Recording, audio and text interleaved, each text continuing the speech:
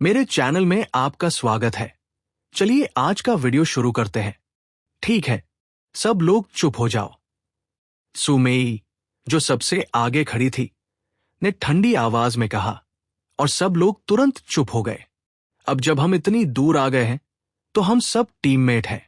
उसने अपने बगल में खड़े अपने छोटे भाई की तरफ देखा। जियाओ कियांग, पीछे झुक जाओ और लिन शियुन के फ्लैंक पर ध्यान दो। समझ गई बहन। सु जियाओ कियांग ने सिर हिलाया और लिन शियुन को देखना आसान बनाने के लिए 2 कदम पीछे हट गई।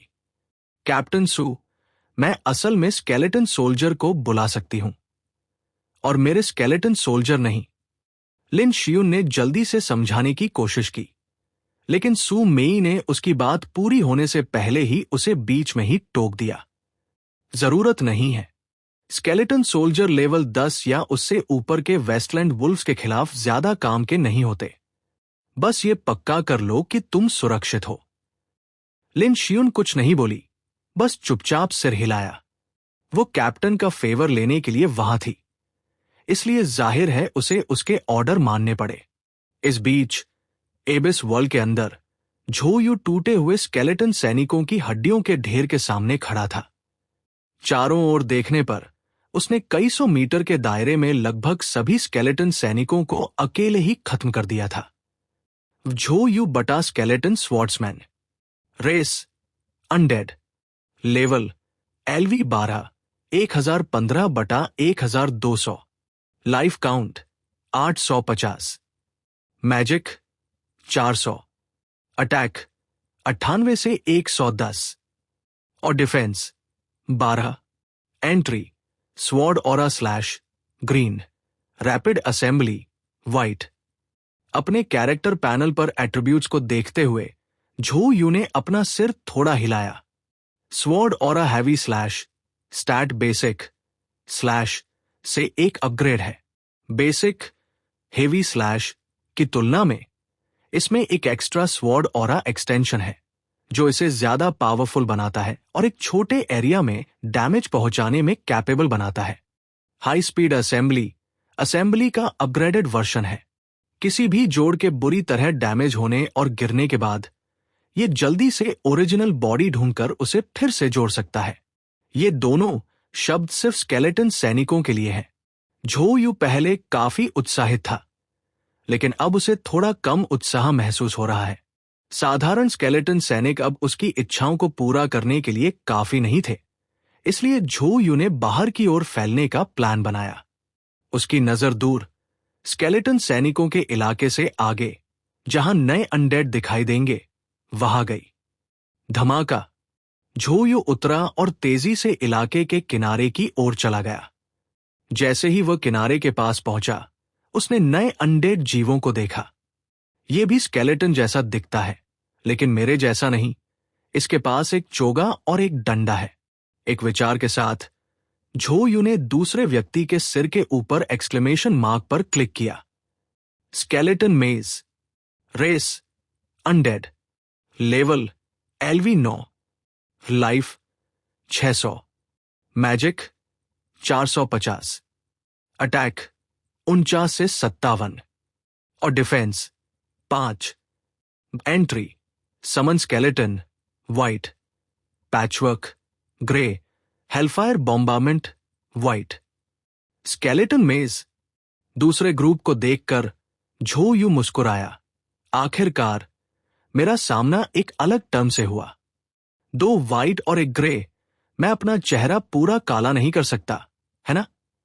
यह सोचकर वह स्केलेटन मेज की ओर बढ़ा, जिसने उसे आते देखकर बिना किसी हिचकिचाहट के अपना स्टाफ घुमाया।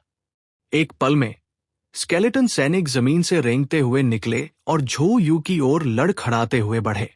इन कंकाल सैनिकों को देखकर झोयू ने मन ही मन हंसी, फिर अपनी स्टील की लंबी तलवार उठाई और बिना वार किए उन पर जोर से हमला कर दिया। Click click click. सारे स्केलेटन टक्कर से चकनाचूर हो गए और जब तक झोयू स्केलेटन मेज के सामने दौड़ा, मेज को रिएक्ट करने का भी टाइम नहीं मिला और एक ही तलवार के वार से वो 2 टुकड़ों में कट गया। और डिंग, तुमने एक स्केलेटन मेज को मार दिया है। Experience points +12। और डिंग, तुमने एक स्केलेटन मेज को मार दिया है और रैंडमली ये एट्रीब्यूट मिला है, स्केलेटन समनिंग वाइट। झो यू मुस्कुराया। सच में उसकी किस्मत अच्छी थी, वो वाइट निकला। अब झो यू ये देखकर और भी एक्साइटेड हो गया कि स्केलेटन मेज उसे अपने आसपास खतरनाक नजरों से देख रहे हैं। Click click. अपने दिमाग में लगातार प्रॉम्प्ट्स की लाइन के साथ झो यू अपने एक्सपीरियंस को भी भूल गया और अपना सारा ध्यान टर्म्स पर फोकस कर लिया। आखिरकार। और डिंग, तुम्हारा एट्रीब्यूट अपग्रेड हो गया है और मिला है स्केलेटन स्वॉर्ड्समैन समनिंग ग्रीन। ये तो ज्यादा सही है। खुशी से सिर हिलाते हुए झो यू दूसरे स्केलेटन मेज को मारना ही वाला था कि अचानक उसके सिर के ऊपर एक समनिंग सर्कल दिखाई दिया। वेस्टलैंड पर सू मेई और उसका ग्रुप, जो जंगल में बहुत अंदर तक गए थे, ने लेवल 10 के वेस्टलैंड वुल्फ को फुसला लिया। सू मेई, जो लेवल 15 की वॉरियर थी, आगे थी, तो बाकी 3 आराम से पीछे से डैमेज दे सकते थे। एक को मारने में ज्यादा मेहनत नहीं लगी। इससे उनका कॉन्फिडेंस बहुत बढ़ गया। चलो, चलते रहो। सू मेई ने भी राहत की सांस ली। सिचुएशन उसकी उम्मीद से ज्यादा आसान थी। यह उसका भी पहली बार था जब वह किसी नए को लेवल अप करने के लिए यहां ला रही थी। अगर उसे इस बात की चिंता नहीं होती कि उसके छोटे भाई की प्रोग्रेस बहुत धीमी होगी और वो शुरू से ही पीछे रह जाएगा, तो वो इतना बड़ा रिस्क नहीं लेती। कम से कम अभी के लिए रिजल्ट काफी अच्छे लग रहे हैं। वे यहां हैं, मैं उन्हें रोक लूंगा। जियाओ कियांग, तुम फॉर्मेशन को बचाओ, बाकी तुम डैमेज दो। चलो इसे ऐसे ही करते हैं। ठीक है। जैसे ही दूसरा और तीसरा स्टेपन वुल्फ गिरा, सबके चारों ओर लाइट चमकी, जो उनके लेवल अप का इशारा था। आहा, ये बहुत अच्छा है, ये ज्यादा सही है। जुआंग हुतू मुस्कुराया। वे पहले बहुत समय से मार रहे थे और मुश्किल से लेवल 2 पर थे, लेकिन अब वे सीधे लेवल 3 पर पहुंच गए थे। हाँ, सिस्टर सू अभी भी सबसे मजबूत है। वो लीना भी तारीफ में शामिल हो गई, लिन शियुन की तरफ लापरवाही से देखते हुए, कुछ लोगों की तरह नहीं, जो बिल्कुल भी मदद नहीं कर सकते और किसी काम के नहीं हो सकते। मैं। जैसे ही लिन शियुन बोलने वाली थी, सू जियाओ कियांग ने गहरी आवाज में कहा, ठीक है, ये एक बंजर जमीन है, मॉन्स्टर्स से भरी हुई। अपनी एनर्जी मॉन्स्टर्स के लिए बचाकर रखो, यहां देर मत करो। वो लीना कुछ देर के लिए चुप हो गई। उसे अंदर से नाखुशी की लहर उठती हुई महसूस हुई। हम्फ, तो क्या हुआ अगर उसकी कोई बड़ी बहन है? ये क्या नाटक है? एक बार जब मैं अपनी पहली जॉब में आगे बढ़ जाऊंगी, तो अनगिनत टीमें मेरे लिए मुकाबला करेंगी। तुम्हारे जैसे आम योद्धा में इतनी बड़ी बात क्या है? गुस्से से भरी वो लीना फिर से हमले में शामिल हो गई, लेकिन इस बार, चाहे जानबूझकर या अनजाने में, उसने जो आग का गोला उठाया, वो निशाना चूक गया। बंजर जमीन के भेड़िए के सिर के ऊपर से उड़कर दूर घास फूस में जा गिरा। एक फुसफुसाहट के साथ जंगली घास का एक बड़ा टुकड़ा आग के गोले के जादू से पूरी तरह जल गया। ये देखकर सू मेई के चेहरे के हाव भाव तुरंत बदल गए और वो धीमी आवाज में चिल्लाई, अरे नहीं, जल्दी पीछे हटो। ऐसा हिंसक हंगामा निश्चित रूप से और ज्यादा स्टेपन वुल्फ्स का ध्यान खींचेगा।